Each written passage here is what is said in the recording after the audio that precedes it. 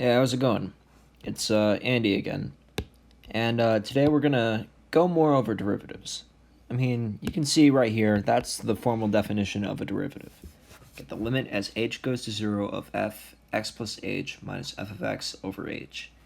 And this works every time. I mean, if we saw it from the last video, if we take in x squared, we get 2x for the derivative. Deja vu, I've just been in this place before, higher on the street. But there's something a lot more efficient than doing this every time, and it's called the power rule.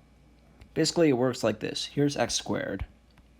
What we can do is, well, we want to find the derivative of this, so dy dx of x squared.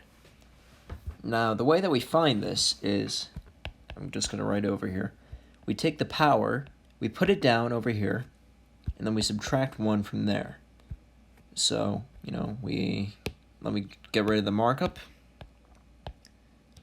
What we do is we take this, we put it down. Oh, all right, I fixed that. Whoa.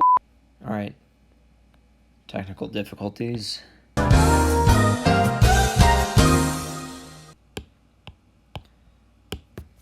right, so we got x squared right here. Let's do that. You bring it down, and then you got 2 minus 1. And then you can simplify that to x.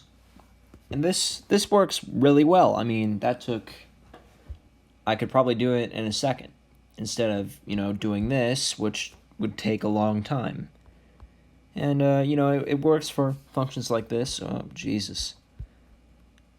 I am not working well with technology today. So x cubed, we can just, put the 3 down here, x, 3 minus 1, and that equals 3x squared.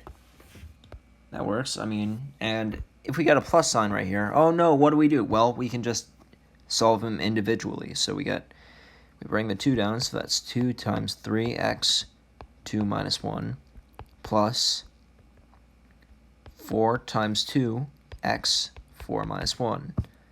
So we get 6x plus 8x cubed. And you can see, if we put that into the limit definition, that would take a long time to compute because, we would have x plus h over here to the 4th. I don't want to mess with that. So, it's good. It's a good thing to know the power rule. And,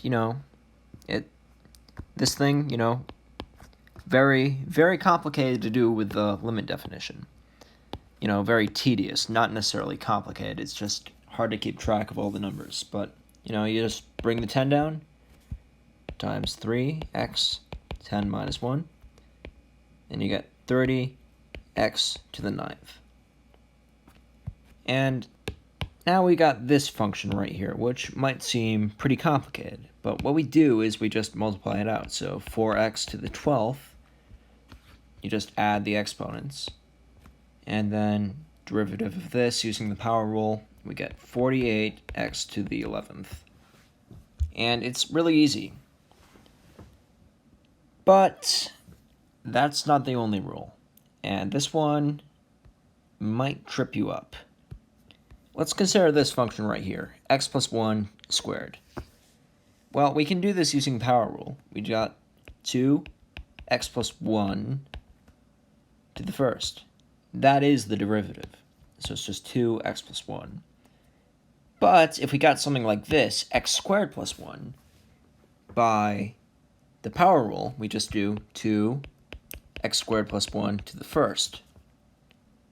The one thing is that's not right, because on the inside, this function is changing by a squared term.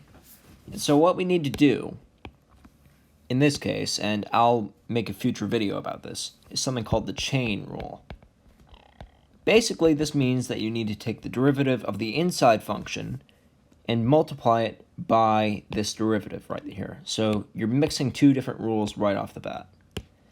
So you bring that down, you get 2x squared plus 1 to the first, but then you need to find the derivative of this, so that's just 2x. And so if you combine it, you get 4x, x squared plus 1 to the first. And we'll elaborate on why this is in a few, but just know that if you got something that you can take the derivative of in the parentheses, you need to do that chain rule.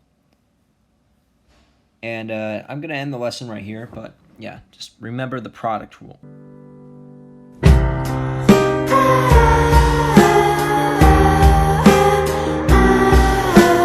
Or power rule. Jesus, I always get it mixed up. Anyway, peace out. Watch out for the chain rule.